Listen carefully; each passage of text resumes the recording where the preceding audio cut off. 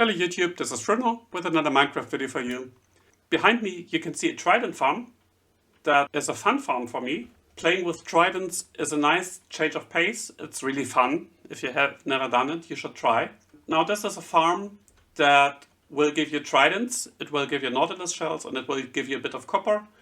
Now if you want to build your mega base out of copper, it's probably not enough. The rates of this farm are roughly 12 tridents per hour and maybe 300 ingots of copper. The advantage of the farm is that it's really easily built. We have water columns and the drowns will spawn in the bubble columns and shoot up through the scaffolding and will be transported to a killing chamber where the player stands with a looting sword. And all you basically need is a bit of scaffolding, a bit of building blocks, soul sand, and naturally some sources to generate water and a few signs to make the water transport here.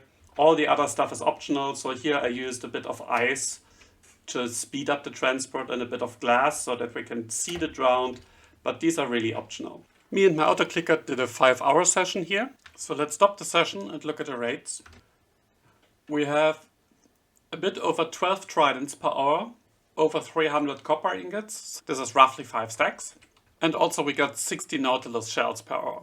Many drowned farms use a design like this, where you have a spawning area of falling water and the drowned fall onto a platform down here. They are killed, or in this case lured to a turtle egg and transported to the player. These farms are easy to build, but apart from the fact that it's really a pain to place all these open trapdoors in survival, it takes an eternity for them to sink down to the bottom platform. If they take too long, there's a risk that they despawn because the player will be up here so that you don't have to do any spawn proofing. Or you could of course place the player down here where the drowned are lured to, but in this case you would have to do a lot of spawn proofing.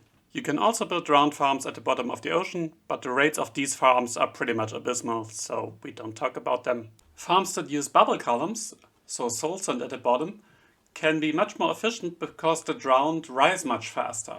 There's basically two choices. You can create water streams on the top, or you can, what I did, use scaffolding. And scaffolding is a great block because scaffolding can be waterlogged, so you can create the water and it will spread over the scaffolding.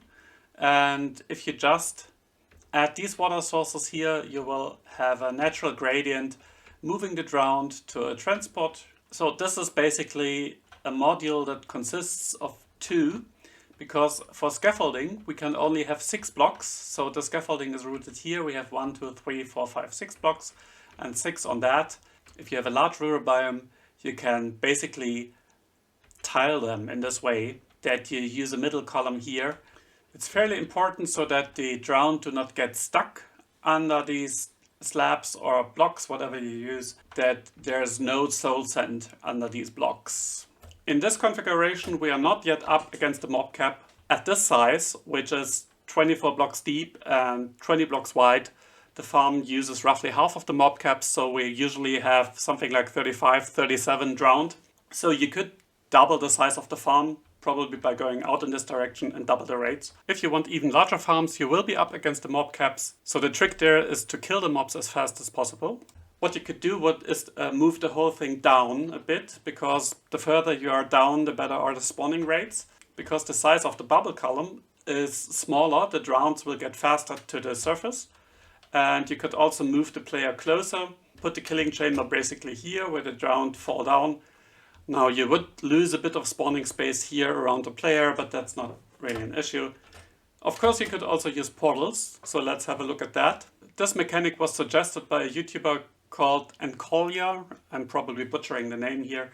I will link that video in the description, of course. So what you can do here is just to have portals set up, move the drowns into the portal, transport them back to the overworld, or have a second player in the nether kill them. This will need a second player on the server, because otherwise if any other player is in the nether, the drowned will despawn. But as you can see, they are removed really fast, so you can use fairly large areas. You could build huge farms using this mechanics. However, I believe that for tridents my farm is quite enough. If you need huge amounts of copper, you probably want to have a look at the farms using the reinforcement mechanics. So to my knowledge, one of the first farm, or maybe the first farm using this mechanics, was designed by Tangotech and Hermitcraft. I will link that.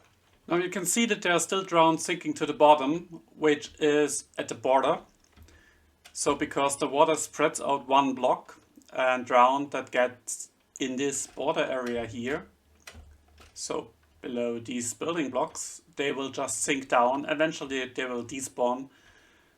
You can change it, of course, by creating a surrounding wall, for example, by lava casting it, which wouldn't be too much effort. But on the other hand, the spawning rates suffer, because if you have air here or water on the side, you will get higher chances of pack spawning. If you lava cast, you might want to make the farm a bit bigger. So the killing chamber is really easy.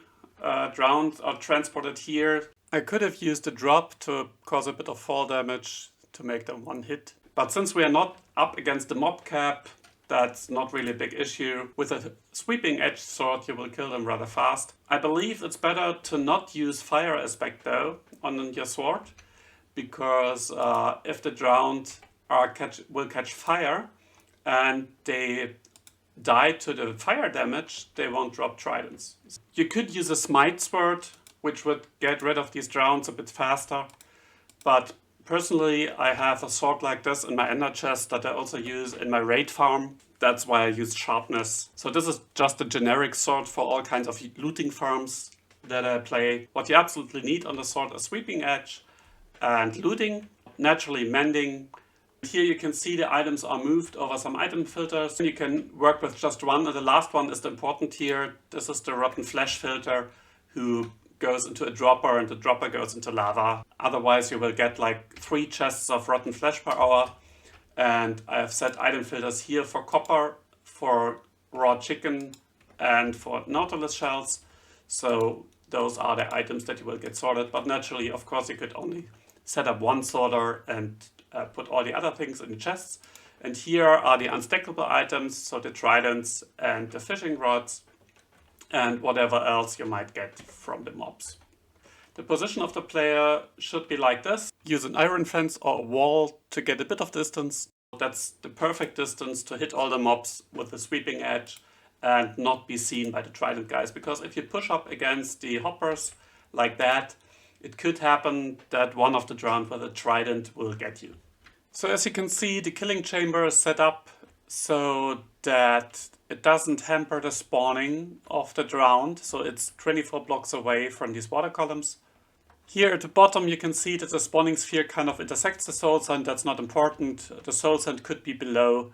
I just chose because there were a few mountains around here and I didn't want to calculate how high I can do this without spawn proofing. So I set this platform maybe a bit higher than was absolutely necessary. And here at the top I chose to use a roof made out of slabs, going out 15 blocks in each direction. You could actually lava cast walls, which might actually be faster than creating this roof, but on the other hand it took me like 20 or 25 minutes to build this roof, so it's not that bad. Personally, I think a roof just looks a bit better than lava cast walls, but that's a matter of personal preference. Alright, let's jump to the building tutorial. So here's a quick look at the materials. It depends obviously how big you want to build this farm. You will need some signs, you will need some building blocks. The compressed ice here is optional. It will make the transport a bit faster. For the roof, you will basically need a huge amount of building blocks. We will craft these into slabs. And otherwise you need soul sand and scaffolding, 2 iron trapdoors, and a bit of glass is optional. You can also use normal building blocks, but the glass allows us to see how the drones are transported to us. So this is just a nice touch, I think. As temporary items, the most important stuff are water sources. So you can use ice or you can use water buckets. It's really up to you. I prefer ice because it's stackable and it's easier to handle. A bit of kelp. You will need some torches to melt the ice. And you will need a fair amount of bones because we have to create the water sources using kelp and bone meal. Some more scaffolding just to scaffold up to the farm and maybe some temporary blocks. You can also use dirt here. And if you want to do an item sorter, naturally you need the stuff for the item sorter and a few chests and a few hoppers just for the output. You start by mapping out your top area. On one side there will be the mob transport. So you lay down the blocks for the outer side of that. Don't really worry about height, just make sure if you build height that you have a few blocks to the top. Think about how wide you want to build this. So here I chose to go for 20 blocks. So these structures are 22 blocks, 20 blocks in the middle. Leave the gap of 1 block and build the other side. This you can build out of packed ice if you want. And then comes the blocks where the first scaffolding will be. So map out, you can go 6 block scaffolding, then you will have to go up 1 block, and then another 6 block scaffolding. And then if you want to build a farm deeper than 12 blocks, just make sure that you got it right. Use upper slabs to carry the scaffolding in the middle, because they can be waterlogged. Basically the same on the other side, go up 1 block, 6 blocks, and always measure out. If you make a mistake in this phase, it's not good. But leave 1 block distance to the side. So this is how it should look. So you can already build the walls too high and top them up with slabs to prevent spawning. Then we turn to the outside. And since we will need to place the water first, we will remove the scaffolding on the outside for a moment and just build the outer wall. So this will also be this wall where the scaffolding is on, and then complete the surrounding structures. Again, walls too high, top them off with slabs now or later. And then you can start building the mob transport. And here the bottom can be either normal building blocks or ice, packed ice. So packed ice is a bit faster, but normal building blocks will do. And then do your water channels. Remember that the water channels push the mobs the faster, the closer they are to the source. So I try to keep them rather short. But again, as we are not pushed up against the mob cap, this isn't really critical if you lose a few seconds here. Now mark the 2 corners where you will have water flowing down. Basically, I placed an ice block in the 2 corners and wrote down the coordinates. And then you want to go down to the height where you built the soul sand platform and build the soul sand platform exactly with the same corners, just the desired height lower. Make it high enough so that you don't need any spawnproofing in the surrounding territory. And once the soul sand platform is complete, you place the ice next to the scaffolding, so there needs to be 1 ice block next to each scaffolding block. Use torches to melt them. Usually you would place ice every 2nd block, but since there's no solid blocks below, the water won't combine. If you are short on ice, just build temporary blocks below it and use a water source, either ice or just a water bucket every 2nd block, and then remove the temporary blocks. And on the other side, place ice blocks right where you want the first scaffolding blocks to be. And again, torches to melt them.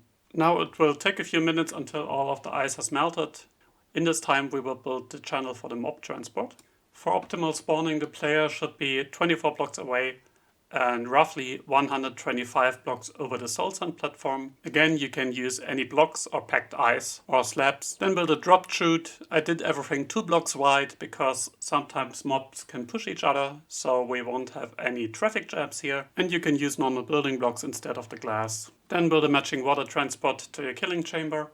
You will need a roof for the drowned because otherwise they will burn in the sun. Here again I use glass on the sides just to be able to see the mobs. And the usual too high water transport that pushes the mobs reliably along. If you make it too wide, the signs and the water sources should be mirrored on the other side. I decided to use packed ice after all, because I live close to a frozen ocean with a lot of packed ice available. And if the drop chute is more than 24 blocks, make sure that the mobs land in water, otherwise they would die from the fall damage. And then we can start building the cage for the player. Now most of you will know how to build a sorter. Otherwise, look up the Impulse SV standard item sorter. And the one sorter that sorts out the rotten flesh goes into a dropper who will drop the rotten flesh into the lava with any clock of your choosing. Initialize the item filters with renamed items. Make a small platform to stand on and put down a few chests for your items.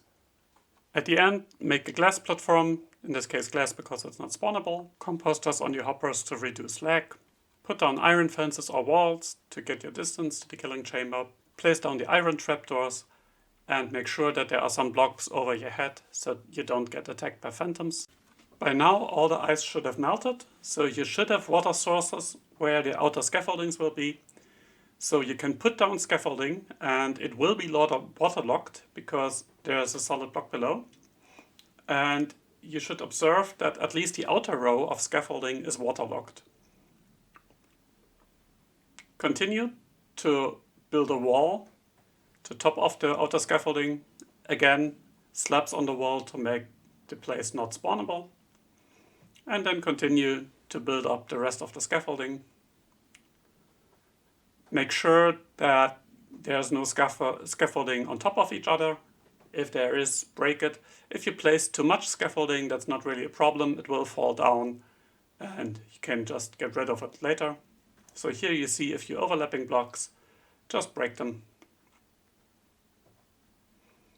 And also you can place scaffolding on the side, but make sure that you waterlock the slab where the middle scaffolding stands on. So this middle bar must be waterlocked, otherwise the water will not combine under the scaffolding or in the scaffolding. So it's important for the mobs to shoot through that all of the scaffolding is waterlocked.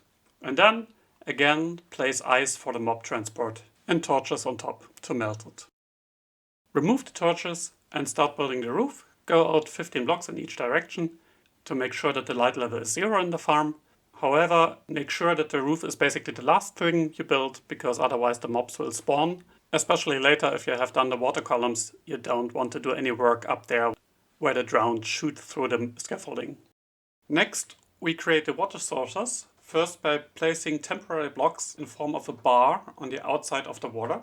If we stay on this bar, the drowned cannot spot us, so we are pretty safe. It can happen that we touch the water, it can happen that a few drowned spawn, but usually the drowned will touch the water column and be moved upward out of our range. You really have to be unlucky to get a Trident guy, and this one will also usually travel upwards. The worst that can happen is that you fall off and fall into the river. But security is also the reason why we generate the kelp from the outside. So after we have reached the corner, we go to the far end and start there. And we will only have the water columns until we place the very last kelp plant, when we finally will see the water generating. This takes a while. Here with 200 blocks height, we need 200 bone meal for each plant. I use an auto clicker to hold down the right mouse button. And with the last plant, you should see the water generating all over the place. Now we need to clean up. The bars on the outside are kind of optional if your AFK spot is high enough so that this is not spawnable. But remember that we had to clean out the soul sand under the blocks that carry the scaffolding on top. If we take out the blocks before, then the water will not generate. So we have put temporary blocks there, and now we can clean it up either from the upside, but there's a high risk that you are moved upwards. So better swim on the underside and kill the blocks, which is really easy if you have respiration on your helmet. And then you're done. Go to the AFK spot, check the item filters. They will probably be full of kelp and other stuff that you broke, but then you should see the drowned spawn like crazy and come to you. Now you might have to clean up a few temporary blocks here and there, but the farm is finished. Thanks for watching this video. Leave a like if you enjoyed it. Leave a comment if you have questions or suggestions. Our world download is in the description, of course. And see you next time. Bye bye.